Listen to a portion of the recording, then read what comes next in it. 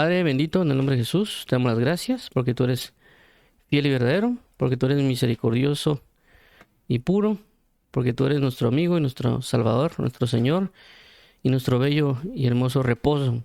Ayúdanos hoy, por favor, Padre, para poder arrepentirnos de todo pecado y poder recibir tu palabra con fidelidad y verdad. En el nombre de tu Hijo Jesucristo, ayúdanos y dirígenos para ser fieles a tu nombre y para vivir conforme a tu fidelidad y piedad. En el nombre de Jesús, amén y amén. Ok, vamos a entrar en detalle con lo que corresponde a Romanos capítulo 15. Ya mencionamos que estamos usando la Biblia Reina Valera 1960, pero siempre apoyándonos a veces de otras traducciones, de diccionarios seculares o diccionarios de griego y hebreo y algunos otros que podemos ir con el tiempo viendo. Entonces, en la Biblia Reina Valera 60 maneja títulos, que no necesariamente los títulos o los versículos también son inspirados, sino que lo que es inspirado en la misma escritura. Conforme al tiempo le fueron agregando los títulos, los capítulos y versículos, y también le fueron agregando los títulos. Los títulos sirven para un contexto de lo que se va a hablar y la gente tenga más o menos una idea de lo que se está hablando o lo que se va a hablar cuando lean, ¿verdad? Por esa razón se han colocado y es una forma de ayuda. También por esa razón la Biblia Reina Valera, la de las Américas, la Biblia textual y algunas otras Biblias pueden cambiar en la forma en que ponen los títulos o cómo seccionan, por así decirlo, colocan estos títulos o seccionan en parte de los versículos para un entendimiento.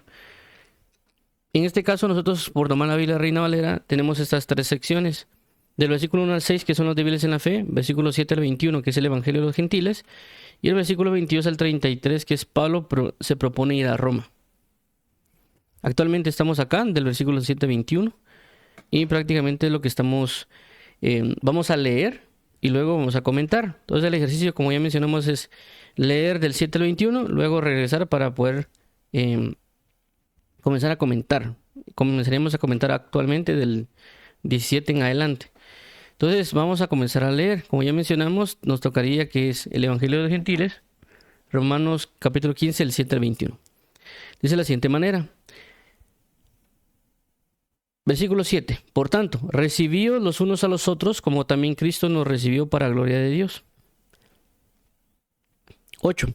Pues os digo que Cristo Jesús vino a ser servidor de la circuncisión para mostrar la verdad de Dios, para confirmar las promesas hechas a los padres.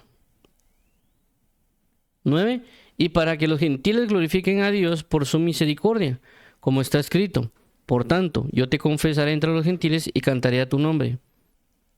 10. Y otra vez dice, alegraos gentiles con su pueblo. 11. Y otra vez, alabad al Señor todos los gentiles y magnificarle todos los pueblos. 12. Otra vez dice Isaías, estará la raíz de Isaí, y el que se levantará a regir los gentiles esperarán en él. 13.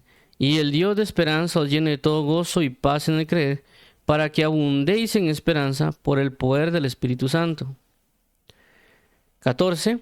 Pero estoy seguro de vosotros, hermanos míos, de que vosotros mismos estáis llenos de bondad, llenos de todo conocimiento, de tal manera que podáis amonestaros los unos a los otros. 15. Mas os he escrito, hermanos, en parte con atrevimiento, como para haceros recordar por la gracia que de Dios me es dada. 16. Para ser ministro de Jesucristo a los gentiles, ministrando el Evangelio de Dios, para que los gentiles les sean ofrenda agradable, santificada por el Espíritu. 17. Tengo pues de qué gloriarme en Cristo Jesús, en lo que a Dios se refiere. 18. Porque no osaría hablar sino de lo que Cristo ha hecho por medio de mí para la obediencia de los gentiles, con la palabra y con las obras. 19. Con potencia de señales y prodigios, en el poder del Espíritu de Dios, de manera que desde Jerusalén y por los alrededores hasta Ilírico, todo lo he llenado del Evangelio de Cristo. 20. Y de esta manera me esforcé a predicar el Evangelio, no donde Cristo ya hubiese sido nombrado, para no edificar sobre fundamento ajeno. 21. Sino como está escrito, aquellos a quienes nunca les fue anunciado acerca de él verán, y los que nunca han oído de él entenderán. Okay. Entonces tenemos esto que mencionamos, que es el Evangelio de los Gentiles, el título que coloca en la Reina de las 60, que es Romanos 15, del 7 al 21. Hemos estado mencionando que lo que sucede con la carta de Romanos y que cada carta o cada epístola que el apóstol Pablo envía tiene una razón de ser basada en necesidades que puede tener la congregación o algunos problemas o algunos otros asuntos que atender dentro de la misma congregación.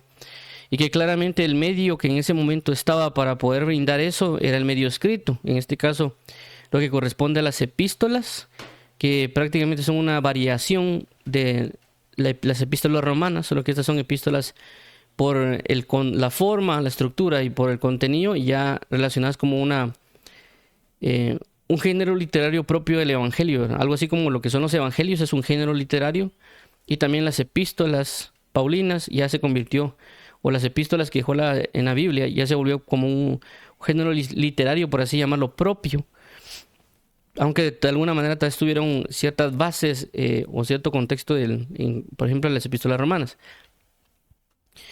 Entonces la idea era enviar la carta a la iglesia correspondiente, que la leyeran y puedan solventar sus asuntos, tal vez los más importantes o relevantes, y por esa razón el apóstol Pablo envía la carta a Roma. Y recordemos pues de que en ese momento es cierto que habían personas que eran puramente tal vez no judías, y también personas que eran de la fe, o sea, los que eran judíos y que prácticamente ellos ya habían nacido con la creencia, con el aprendizaje de la Torá y algunas otras cosas, y pues ellos de alguna manera tal vez tuvieron un choque con aquellos que eran creyentes, pero creyentes gentiles, es decir, que no venían del mismo sistema de los judíos, sino que ya venían puramente con ciertas, inclusive tal vez tradiciones paganas que ellos tenían y habían que dejarlas, ¿verdad? Entonces el apóstol Pablo, para evitar la contienda y la situación que se da en la iglesia de Roma, él envía cartas para que los judíos no se crean más que los demás y que tampoco menosprecian a los gentiles, y viceversa, que los gentiles que ahora han sido incrustados dentro de la gracia, ellos no vengan y también pues rechacen o traten de menos a los judíos, sino que Dios le quiere hacer entender que ambos son uno mismo en Cristo Jesús, que ya no hay griego ni judío, ni gentil ni judío, sino que ahora son ambos una misma nación, que son hermanos en Cristo y que por esa razón deben aprender a congraciarse los unos con los otros y pues aprender a vivir entre ellos. Y también por eso él pide, el apóstol Pablo, a aquellos que son fuertes en la fe o que tienen una fe firme, que entre lo que podríamos mencionar podrían ser muchos de aquellos que ya venían tal vez desde un nacimiento recibiendo ciertas instrucciones de la palabra, ciertas formaciones, y lógicamente una persona que venía del paganismo o que venía de una cultura griega o romana o algunas otras regiones, no traía como una base escritural o una base que decir, bueno, yo conozco los 10 mandamientos, lo que corresponde a los primeros 5 de la Biblia. Venían prácticamente de cero, ¿no? Entonces el apóstol Pablo quiere hacer reflexionar a aquellas personas que vienen de una formación judía, que se convirtieron al evangelio y que tienen un gran conocimiento de la palabra y que tal vez saben vivirla porque tal vez ya tenían una justicia en el judaísmo, pero cuando caen al evangelio pues ellos cambian, más o menos lo que le pasó al apóstol Pablo, y ya eran tal vez maestros de la palabra, pero ahora son maestros arrepentidos y convertidos y siguiendo la fe de Cristo. Entonces ya tienen un previo conocimiento y todo. Entonces el apóstol Pablo quiere hacer y dar a mostrarle a estas personas que son judías, independientemente de su grado, por así decirlo, del conocimiento de las escrituras, de su comunión, que les puedan apoyar a Pablo en el ministerio de los gentiles y que no rechacen a estos gentiles, sino que aprendan a recibir a estos gentiles porque también son parte del evangelio. Y es parte de lo que el apóstol Pablo quiere transmitir, diciendo de que él en particularmente fue puesto para ir a predicar a los gentiles. Y que así como Dios operó en Pedro para los de la circuncisión, es decir, para el pueblo judío, así Dios está operando en el apóstol Pablo para el evangelio a los gentiles, es decir, la gentilidad, a todo aquel que no es judío o no viene de la simiente de Abraham en términos físicos. Entonces el apóstol Pablo quiere transmitir esto Y por eso da una serie de versículos, ya le hemos hablado, y el ejemplo como Jesús como día con la circuncisión. También el hecho de los pasajes que él cita para dar a entender de que también el evangelio ha sido dado a los a los no judíos o a los que son gentiles, y que es importante nosotros conocer también, por ende, a quienes Dios nos ha enviado para saber nosotros conocer nuestro ministerio o nuestra forma de ministración o suministración espiritual para las personas. Y hemos dado casos que hay personas que tal vez nacieron en este país, Guatemala, y tal vez Dios los envía a Honduras o a El Salvador o a Panamá, y ellos tal vez nunca predican aquí en Guatemala, sino que solo en esos países, ¿verdad? ¿Por qué? Porque Dios les dio a ese grupo de personas, a esas personas a ministrar, ¿verdad? Aunque tal vez ellos son guatemaltecos, o en otros casos pasa que hay personas que son estadounidenses y vienen de misioneros a Guatemala o a El Salvador o a otras partes de Sudamérica o inclusive Europa o Asia, y tal vez ellos nunca predican en su país, ¿verdad? Sino que ellos predican en otros países, y porque Dios les otorgó esa administración. De igual manera Pablo era judío, pero él comienza a predicar a muchas otras personas no judías, porque Dios lo envía a él para que predique a este grupo de personas, y por eso es parte del ministerio de Pablo. Y creo yo personalmente que por esa razón a Pablo le dieron un ministerio de apóstol, pero también de maestro. ¿Por qué? Porque iba a toparse con un grupo de personas no judías que prácticamente no conocían nada de la palabra, y él no solo iba a proclamar o enseñar el evangelio, pero a proclamar y brindar el evangelio, sino también iba a sentarse a enseñarles, por así llamarlo en algunos casos, de cero, ¿verdad? Caso contrario, tal vez un apóstol Pedro, que tal vez tiene un apostolado y también un fluir evangelístico, como se muestra en la escritura, pero es porque ya había mucho maestro judío, ya había mucha persona formada, por ejemplo Pablo, Gamaliel y algunas otras personas. Entonces convertirlos a ellos nada más era, de alguna manera, los que ya son maestros, ellos iban a agarrar toda la revelación de la palabra, pero conforme a Cristo. Entonces ya los mismos judíos tenían maestros, ¿verdad? Acaso contrario de lo que podía representar Pablo y la predicación y también el enfoque de enseñar la palabra, porque pues igual si él se iba a Roma y a otras áreas, como él mismo lo menciona, Ilírico, tal vez no había nadie, ningún maestro, entonces él tenía que fungir como ambos, ¿no? Entonces, por esta razón, el apóstol Pablo quiere hacerles entender a los judíos que están en Roma, que posiblemente ellos también tengan un ministerio similar al que él tiene, de predicarles y enseñarles y formar a gentiles, porque también la palabra nos enseña que tenemos que ir a toda criatura. Por esa razón vimos que desde el versículo 15, más o menos de lo que hemos estado hablando, él menciona lo siguiente: mas os he escrito, hermanos, en parte con atrevimiento, como para haceros recordar por la gracia que Dios me es dada. 16. Para ser ministro de Jesucristo a los gentiles, ministrando el evangelio de Dios, para que los gentiles les sean ofrenda agradable santificada por el Espíritu, que fue lo que hablamos la vez anterior. Por esa razón el apóstol Pablo dice: miren, yo fui enviado a los gentiles, como que apóyenme, ¿verdad? O sea, si me quieren ayudar, ayúdenme, porque mi ministerio está en los gentiles. Claramente ya mencionamos que alguien podría decir: bueno, yo fui enviado a Honduras o a Panamá, apóyenme porque ustedes son hondureños, y ayúdenme con aquellos que comienzan en la fe, ¿verdad? No, como que no me estorben, sino que ayúdenme, ¿verdad? Pero el apóstol Pablo es consciente que fue enviado a no un pueblo judío, sino a un pueblo gentil. Recordemos que también la palabra enseña que Jesucristo le dijo a los apóstoles que primeramente en sus inicios, que no fueran camino por gentiles ni samaritanos, sino que fueran a las ovejas perdidas de Israel. Luego, pues, en este caso Pablo no es enviado directamente a las ovejas perdidas de Israel, sino que es enviado a todo el mundo. Y por eso que Dios les da pueblos que no necesariamente son judíos, ¿verdad? Como ya mencionamos Roma, Gálatas y otras partes que ahí se mencionan. Claramente tampoco es de que solo va a predicar a los gentiles, sino que también se convirtieron en judíos. Entonces, con relación a esto, el apóstol Pablo dice que la idea de él es poder presentar a los gentiles como una ofrenda agradable delante de Dios. Es decir, formar a los gentiles a semejanza de Jesús como el Cordero, para ofrecerlo delante de Dios. Y dice: mira, Señor, he aquí a todos los gentiles que he formado, he entregado o he tratado de moldearlos a la manera de Cristo, aquí están presentes. Y que Dios sienta el agrado y decir: ok, me los estás presentando como mi hijo. Me agrada que hayas formado a estas personas a la semejanza de mi Hijo Jesús.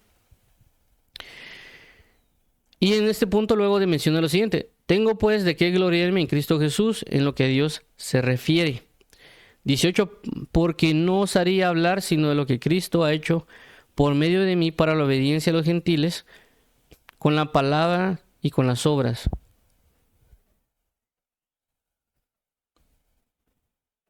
19, con potencia de señales y prodigios en el poder del Espíritu de Dios, de manera que desde Jerusalén y por los alrededores hasta el Ilírico todo lo he llenado del Evangelio de Cristo.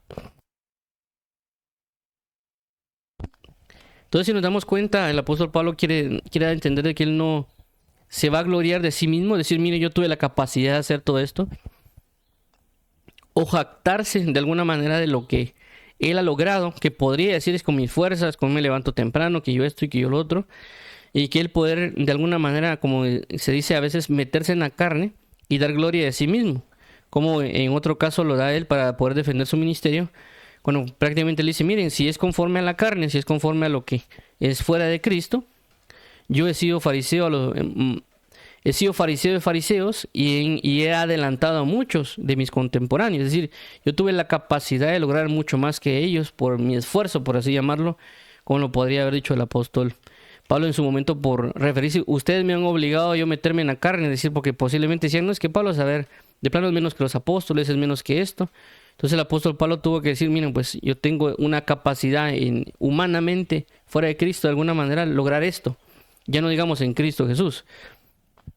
Pero él no quiere hacerlo. Es decir, que nosotros tenemos que tener cuidado, o esto nos enseña, de que tenemos que tener cuidado de nosotros jactarnos o comenzar a decir cosas propias de nuestras capacidades. Porque si es así, lo que estamos haciendo es darnos gloria a nosotros mismos y por lo tanto podemos caer en idolatría o que otras personas nos puedan idolatrar a causa de lo que nosotros estamos diciendo. Por eso a veces también es importante nosotros tener cuidado de testificar de nosotros mismos o dar gloria de nosotros mismos, ¿verdad? Y él lo ha mencionado yo en diferentes ocasiones, que también tenemos que tener cuidado de decir nosotros somos sana doctrina, no diciendo que uno no está predicando falsa doctrina, sino en el hecho de que estarse autoproclamando cosas uno o diciendo manifestaciones, porque eso provocaría que la gente lo pueda idolatrar a uno, pensar que es por el poder de uno o por la capacidad que uno tiene, y no dándole lugar o gloria a Dios. Por eso dice el apóstol Pablo, tengo pues de qué gloriarme en Cristo, en lo que a Dios se refiere. Es decir, yo puedo decir, Dios me ayudó a poder evangelizar a los gentiles y darle gloria a Dios, porque sin el poder o el amor de Cristo no podría haber llegado al pueblo gentil o brindado una esperanza del evangelio y otras situaciones. Luego dice 18, porque no osaría hablar sino de lo que Cristo ha hecho por medio de mí para la obediencia a los gentiles con la palabra y con las obras. Entonces, si nos damos cuenta también acá, él dice que no tenía el atrevimiento. Entonces hay muchas personas que a veces nosotros también nos atrevemos a comenzar a dar gloria a nosotros mismos, que uno profetiza o que uno predica o que uno esto y que uno lo otro. Y uno tiene que tener cuidado en decirlo y más bien comenzar a tratar de solo hablar con respecto a lo que Dios está haciendo en nosotros, y porque a veces uno puede dar gloria de sí mismo. Como la palabra menciona en el libro de Isaías, dice, yo tuve hijos y los engrandecí, pero ellos se rebelaron contra mí. Cuando habla de rebelarse es que ellos comenzaron a experimentar el poder y la gloria de Dios y ellos pensaron que era por sus propias fuerzas, porque oraban mucho, porque hacían esto y no entender de que era Dios que los suministraba, o cuando oraban era Dios que les brindaba el amor, la fortaleza, el poder para hacer lo que tenían que hacer. Pero ellos dijeron, bueno, yo es porque yo estoy ayunando, yo estoy logrando, o porque yo estoy orando, porque estoy cantando, estoy logrando esto en el sentido de que yo lo estoy haciendo y sin el poder del Espíritu de Dios, sino que nosotros somos dependientes. Cuando uno ora, uno recibe la suministración del Espíritu de Dios. Cuando uno alaba o cuando uno magnifica a Dios, lo que está haciendo es recibir de parte de Dios. Es decir, como Dios es una fuente, uno recibe y uno se llena de esa fuente. Sin esa fuente realmente no somos nada. Es como un teléfono, uno lo conecta al cargador y el teléfono tiene un tiempo de vida. Si está al 100%, porque lo llenó la electricidad, la batería del celular. Si uno desconecta el teléfono, prácticamente sí va a durar la batería. Y puede ser que dure hasta 3 días, pero luego los 3 días se va a apagar el celular. ¿Por qué? Porque no tiene batería y hay que volverlo a conectar a la fuente para que el teléfono vuelva a funcionar. Igual somos con Dios. Si nosotros no estamos conectados a Él, no vamos a poder lograr nada. Y si en dado caso decimos, no, es que yo no he orado y he logrado cosas, es porque todavía tenemos cosas en la batería. Pero conforme al tiempo vamos a terminar decayendo y pues inclusive muriendo porque no estamos conectados a la fuente. Entonces el apóstol Pablo quiere dar gloria y quiere magnificar a Dios y no se va a atrever a decirlo, sino que es todo lo que Dios pudo haber hecho en él. Y es importante esto, que nosotros cuando hablamos o cuando testificamos algo, debemos estar examinando nuestras palabras o testimonios que brindamos, si realmente lo que estamos diciendo es que nos estamos glorificando nosotros o estamos dando gloria a Dios con lo que decimos. Esto es bastante importante. Yo por esa razón el ejemplo que he puesto, inclusive cuando uno cuenta testimonios, porque cuando uno cuenta testimonios a veces alguien puede decir, yo me levanté ahora a las 3 de la mañana y de repente vi un ángel o de repente vi tal cosa. Todas las personas a veces cuando uno cuenta eso dicen, la persona es muy espiritual, que vio ángeles y que vio esto y que vio lo otro. Y no necesariamente ellos están glorificando a Dios, pero es porque es la forma en la cual nosotros comenzamos a contar el testimonio. Y no decimos cosas como que el Señor me levantó a las 3 de la mañana y Dios me mostró un ángel, sino que ya lo vemos como que yo vi y yo me levanté. Entonces ahí estamos dando una mayor forma a nosotros o mayor peso a lo que nosotros estamos haciendo y no necesariamente a lo que Dios está provocando en nosotros.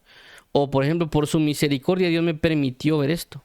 Entonces hay palabras que tal vez lo podemos de alguna manera a veces por inocencia, por alguna otra cosa, lo decimos sin una mala intención, por así llamarlo, pero debemos darnos cuenta a la manera de contarlo y realmente darle gloria a Dios como corresponde. ¿Para qué? Para que las personas no vengan y comiencen a nosotros observarnos o vernos como personas muy espirituales y eso puede llevarnos a caer en idolatría o a ellos también a caer en idolatría.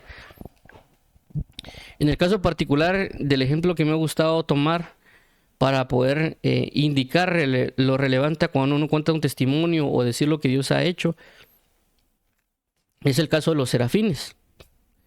Porque en la palabra menciona que los serafines, que eran entidades espirituales que tenían 6 alas, dicen que con 2 cubrían sus rostros y con 2 cubrían sus pies. Y con 2 volaban. Entonces, ¿qué da a entender eso? Da a entender, según lo que yo he comprendido, de que ellos lo que estaban haciendo era prácticamente no dejar ver su gloria, porque el rostro muestra su gloria. Y ellos no dejaban ver prácticamente su manera de caminar, su manifestación, porque los pies hablan de una manera de caminar, una manera de vida.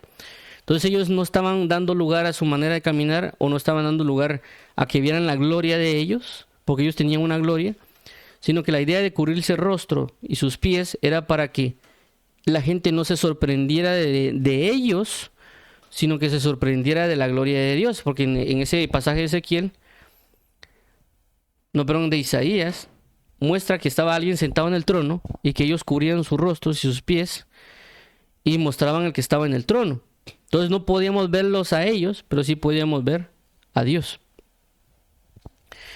Entonces, lo que me habla a mí, lo que quiera entender es que uno tiene que tener mucho cuidado con la gloria de uno o mostrar los testimonios o otras cosas que uno puede dar, porque no sea que la gente se comience a enfocar a nosotros.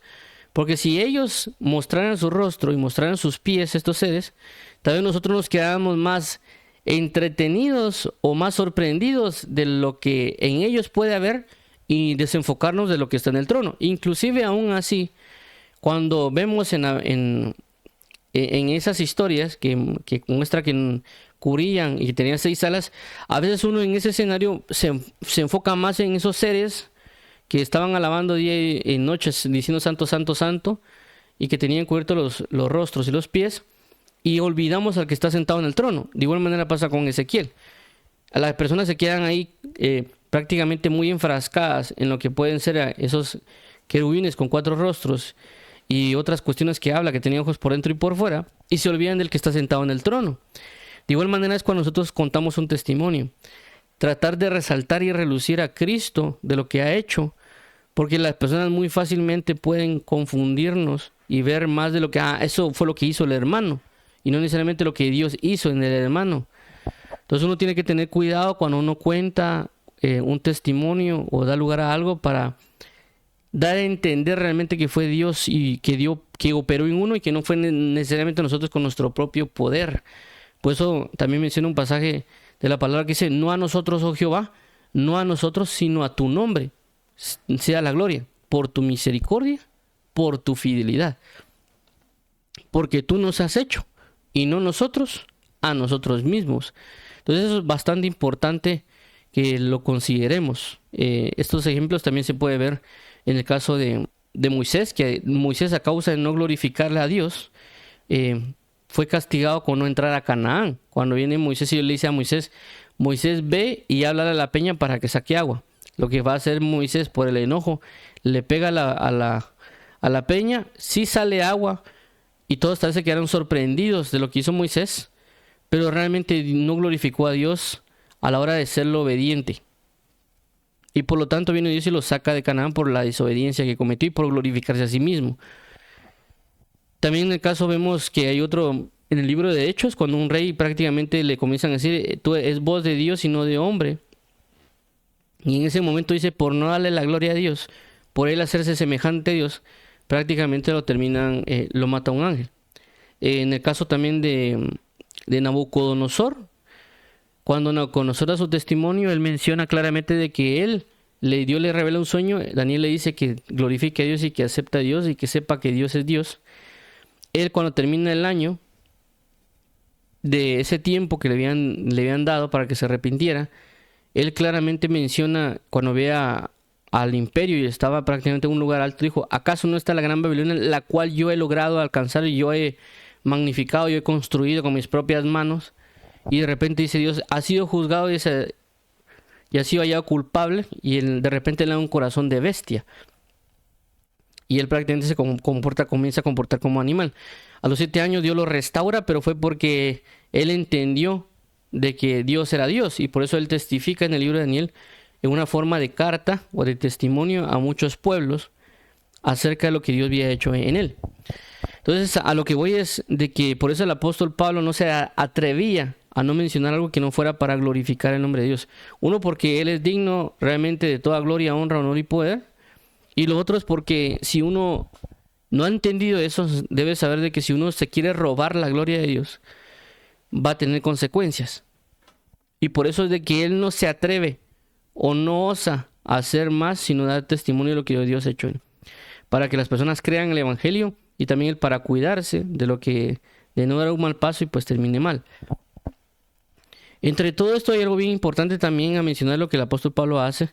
Y el apóstol Pablo no necesariamente le predica o enseña a las personas por el simple hecho de que las personas se sientan bien, que las personas se sientan plenas, o que las personas de alguna manera tal vez les dé una esperanza terrenal en cierto punto. Como en estos casos, a veces personas tienen problemas económicos, tienen tristezas, depresiones y un montón de situaciones. Él no solo va a predicar, el apóstol Pablo, a las gentiles, o se va a esforzar por el puro hecho de que se sientan bien o que tengan una buena familia, sino que aquí habla de que él trata de que los gentiles le sean obedientes. Entonces, cuando uno predica el evangelio, o cuando uno trata la manera de hablarle a alguien, y uno tendría que comenzar a examinarse y a cuestionar si lo que nosotros estamos predicando o enseñando está provocando que la gente busque obedecer a Dios, o solo brindarle una especie de una, ¿cómo decirlo? Como darle una pastilla para que se le quite el dolor a alguien, ¿verdad? Y no necesariamente para que sean obedientes a ciertas razones y prudencias espirituales, sino que a veces uno lo que hace a veces solo es como sobarle la cabeza a la gente para decir: no, todo va a estar bien, y siga adelante. Y realmente ese no es el enfoque del evangelio. Es cierto que Dios sí lo puede consolar a uno, y uno puede dar una palabra de aliento a la persona y decirle que Dios nos puede ayudar y apoyar, como lo hablan, que el versículo que a mí me gusta es Isaías 41:10, que dice: no temas porque yo estoy contigo, no desmayes porque yo soy tu Dios, que te esfuerzo, siempre te ayudaré, siempre te sustentaré con la diestra de mi justicia. Pero también el hecho de que debemos guiar a las personas que le hablamos del evangelio, que ellos obedezcan. No solo brindarle la esperanza, no solo hablarle de lo bueno que es Dios y la salvación que Él trajo, sino que la persona busque en obedecer a los gentiles, busque en obedecer a Dios. Todo lo que Dios enseña está manifestado en obediencia. Desde el Antiguo Testamento hasta el Nuevo Testamento, todo es obediencia.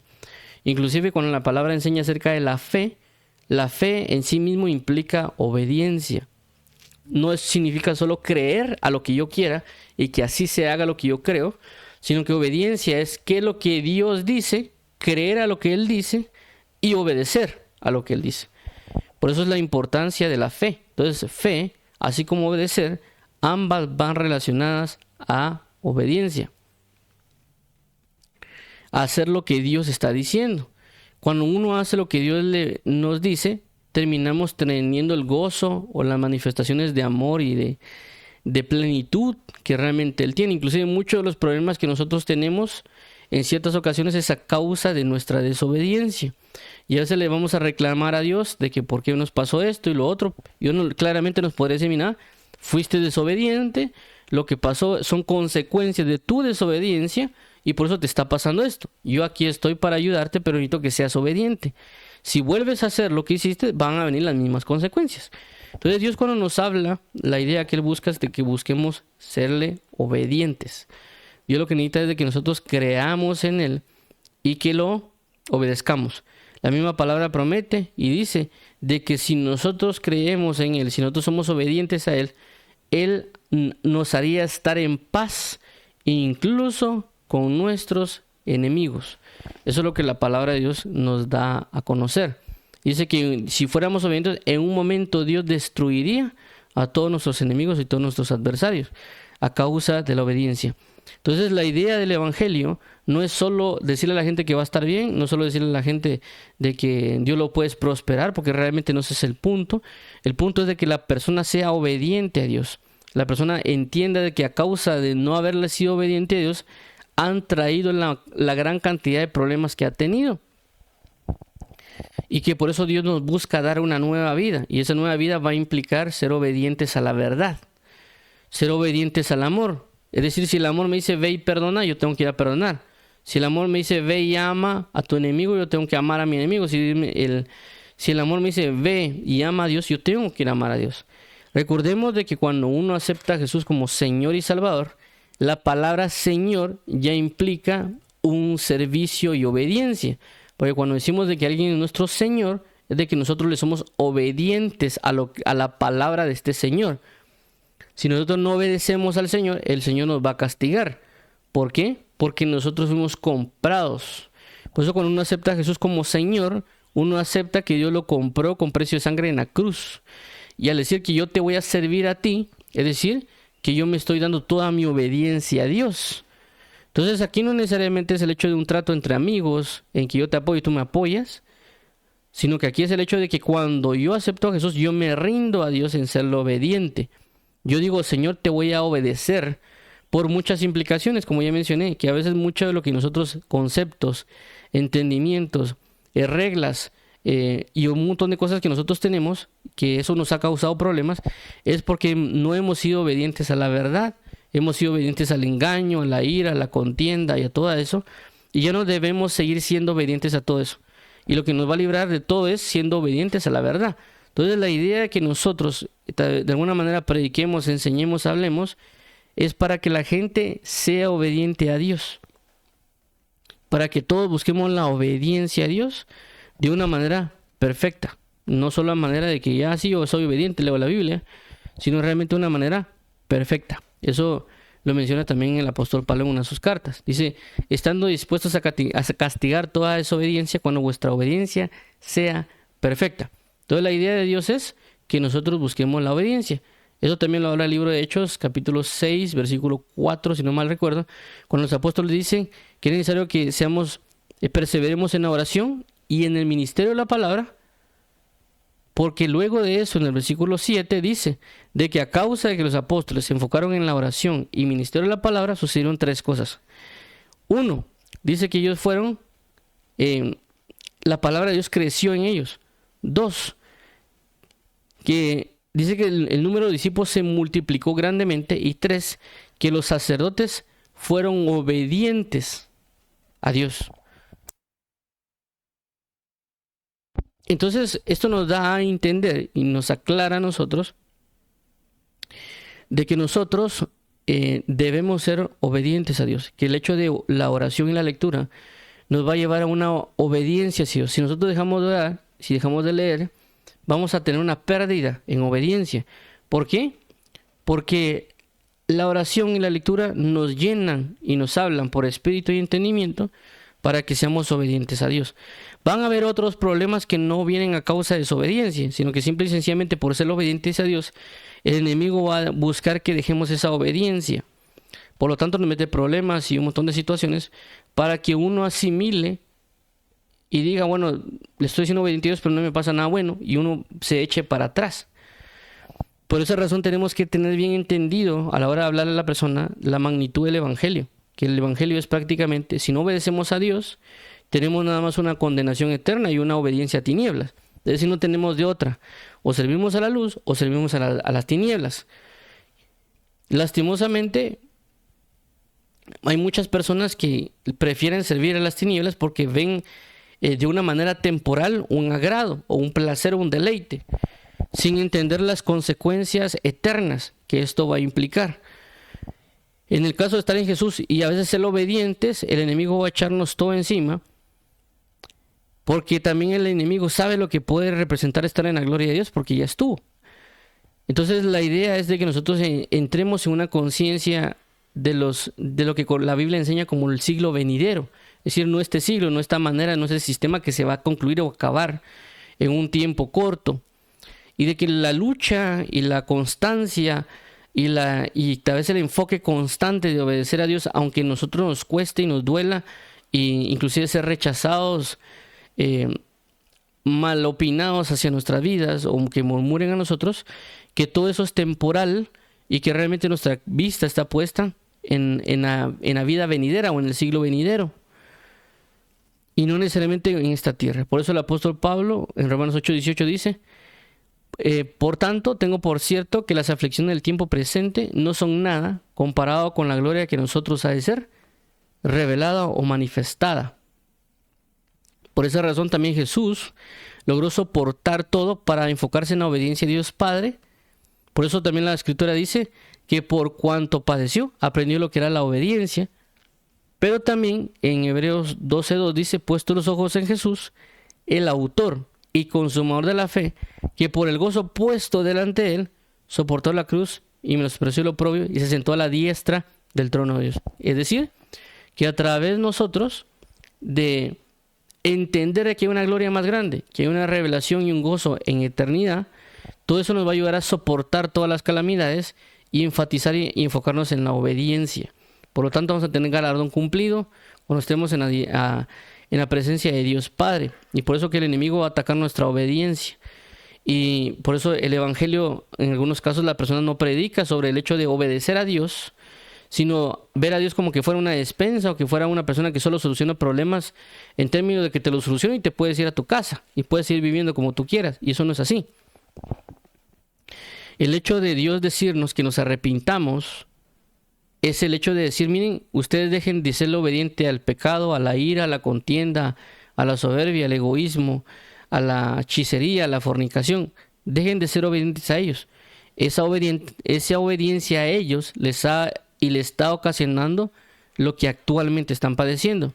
Si me obedecen a mí, las cosas van a cambiar en este siglo presente y en el siglo venidero. ¿Van a tener aflicciones? Van a tenerlas. ¿Van a tener problemas? Claro que sí. Pero es solo una manifestación de lo que el enemigo quiere volvernos a hacernos esclavos de ellos. Y prácticamente aquí se manifiesta una guerra de obediencias. Ser obedientes plenamente a Dios y no permitir en ningún momento, ni por conciencia o inconsciencia, ser obediente a las tinieblas. Por eso la Biblia dice: o serviréis a Mamón o serviréis a Dios. Es decir, o Dios es su Señor o Mamón es su Señor. Es decir, Mamón habla de las riquezas. Entonces el apóstol Pablo buscaba que las personas fueran obedientes a Cristo. No solo predicar de prosperidad o predicar de cosas que actualmente se pueden indicar, sino que la idea principal es que todos nosotros seamos obedientes, que todo lo que el Antiguo y el Nuevo Testamento habla era la obediencia. Inclusive el ejemplo que Dios nos coloca a nosotros para vida es la obediencia. ¿Por qué? También la palabra enseña, no solo en el pasaje que mencionamos de Filipenses, sino en otro pasaje también que aparece en el libro de Hebreos, dice: he aquí, así como en el libro del rollo está escrito de mí, he aquí yo vengo a hacer tu voluntad. Esas prácticamente fueron las palabras de Jesús con Dios Padre. También mencionamos, y se menciona en los evangelios, que Jesucristo, cuando Él habla, claramente dice: y yo no digo nada de lo que no oí decir a mi Padre, y yo no hago nada de lo que no vi hacer a mi Padre. ¿Y eso cómo se llama? Ser obedientes. Observar a Dios y ser obediente en su manera de hablar y su comportamiento. Todo lo que nos habla la Biblia es obedecer. Cuando la Biblia dice: escucha, oh Israel, habla de obedece, oh Israel. Cuando la Biblia dice: la fe no viene sino por el oír, y el oír la palabra de Dios. La palabra oír es la misma que obedecer. Es decir, la fe es importante y la fe en sí mismo también representa obediencia. El hecho de la fe no es que nosotros pidamos o creamos en algo que nosotros queremos. La fe representa una obediencia a lo que Dios quiere. Mi fe tiene que estar puesta en lo que Él necesita y requiere. Hay personas que quieren, por ejemplo, pueden querer trabajo. Inclusive una persona mencionó una vez que él quería ser un deportista relevante. Y él oró por eso. Yo recuerdo también, inclusive fue una vez una iglesia de jóvenes que no me recuerdo ni por qué terminé en esa iglesia. Pero una persona decía: miren, es que yo le digo a mi papá que yo quiero ser deportista. Yo quiero ser seleccionado nacional y todo, jugando. Pero mi papá me dice que ore, ¿va? Y dijo como que la oración me fuera a llevar a mí a ser deportista internacional, dijo él, ¿va? Pero ¿qué pasa? Puede ser de que él tal vez está orando por ser deportista, pero esos eran los deseos de él. La gente a veces dice: busca tus sueños, pero el problema aquí es que no hay que buscar nuestros sueños. Lo que el Dios nos habla y nos dice es que Él nos da una visión profética. Él no nos da un sueño de nada, Él nos da visiones proféticas. No significa que Dios no nos muestre sueños cuando uno duerme, sino que quiero dar a entender de que se ha propagado tanto el hecho de que le digan a uno que uno siga sus sueños. Inclusive gente dentro del evangelio dice: miren, hermanos, si usted tiene un sueño, Dios se los va a cumplir. Eso no, Dios no está al servicio de nosotros en términos de arrogancia. Uno está al servicio de Dios. Y la idea que Dios nos da es lo mejor para nosotros. Lo que Dios quiere para nosotros es lo mejor. Por eso es la palabra: porque mis pensamientos no son vuestros pensamientos. Así como es del cielo la tierra son mis pensamientos acerca de vosotros. Por eso también dice: porque mis caminos no son vuestros caminos. Cuando habla de camino, habla de una forma de vida, habla de una dirección. Por esa razón nosotros no debemos buscar nuestros propios sueños, nuestros propios anhelos, nada de eso. Más bien decirle al Señor: ¿qué es lo que tú quieres acerca de mí? ¿Qué es lo que tú necesitas para ser obedientes a eso? Y hace rato se recuerdo yo un testimonio de una persona que prácticamente ella dijo eso: yo quiero tener mi casa, a mi esposo en la playa y todo eso. Y Dios tenía otros planes para ella. Ella pues prácticamente no quiso obedecer a Dios conforme a sus planes, y ella se enfocó en sus propios anhelos. Según cuentan el testimonio, pues ella tuvo su casa, su familia en la playa y todo. Y después ella, creo que si no estoy mal, regresó mal y dijo: mire, yo tengo todo lo que quería, pero no me sirve de nada porque no me siento feliz, ¿va? Porque era el hecho de que no era lo que Dios quería para ella. Entonces nosotros debemos tener bastante cuidado con no seguir nuestros propios sueños. Con esto no significa de que tal vez Dios no nos va a dejar hacer cosas, ¿verdad? Pero sí hay cosas que sí están en el plan de Dios, pero no con un buen concepto. Es decir, alguien puede ser que Dios tenga planeado que alguien se case, pero no en un verdadero sentimiento o en una verdad. Y la otra persona tal vez tiene un sueño de casarse, ¿verdad? Pero lo que quiero dar a entender con esto es de que a veces alguien quiere casarse porque tal vez se siente solo, tal vez quiere casarse porque fue por años, vio la televisión y se quiere casar, y qué sé yo, entra en puntos de idolatría y otras cosas. Pero el concepto de Dios del amor o el casamiento son muy diferentes a nosotros. Entonces no significa que Dios no quiera que nos casemos o que alguien que se case, sino que Dios lo que quiere es cambiar la manera de pensar para que sea obediente a Dios y así le va a dar la esposa o esposo, ¿verdad? Dependiendo de la situación. Pero ya no sería basado en mi deseo, sino basado en la verdad de Dios en mí. Entonces debemos evitar buscar complacernos a nosotros mismos y realmente buscar la obediencia.